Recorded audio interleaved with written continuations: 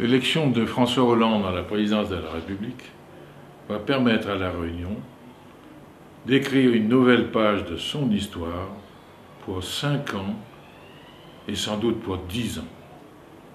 Comme nous l'avons fait par le passé, nous pouvons mener en même temps 2 batailles, celle de l'urgence sociale et celle de la construction de La Réunion du million d'habitants.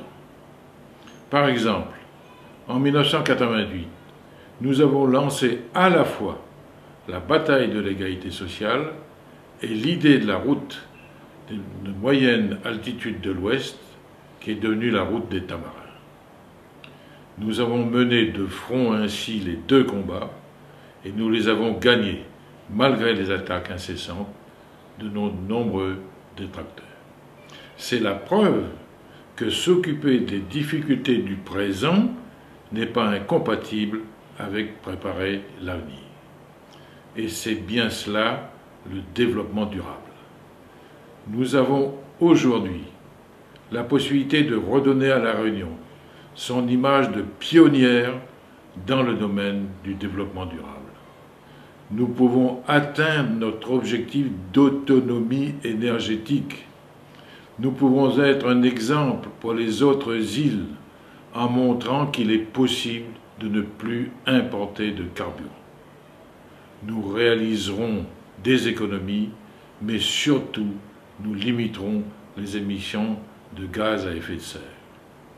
Nous pouvons montrer que l'on peut préserver la biodiversité réunionnaise tout en construisant des logements. Nous pouvons montrer qu'il est possible de construire ces logements d'une autre façon, pour qu'ils soient confortables et frais et sans utiliser de climatiseurs. Nous pouvons prouver que l'on peut mieux se déplacer en toute sécurité, sans pollution, sans embouteillage, en mettant en service un tram-train. Nous devons continuer nos efforts pour être les premiers à montrer la voie de l'avenir, la voie vitale pour la survie de la planète. Nous pouvons être un exemple pour d'autres îles ou d'autres archipels en pratiquant le co-développement, c'est-à-dire en montrant qu'on peut s'organiser pour assurer à nos populations la sécurité alimentaire. Nous devons aussi être un exemple de tolérance, de respect des cultures, des religions et des identités de chacun. Nous devons continuer à être les artisans responsables d'un nouveau destin pour La Réunion.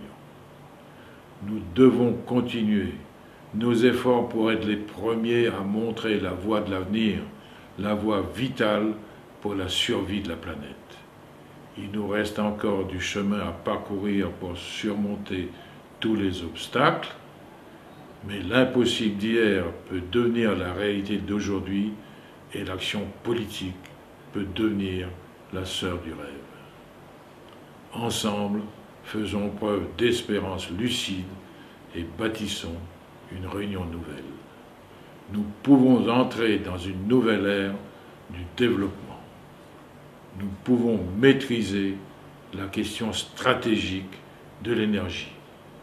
Nous devons faire preuve de lucidité, de responsabilité et de courage. L'impossible d'hier peut devenir la réalité d'aujourd'hui et l'action politique, je le répète, la sœur du rêve.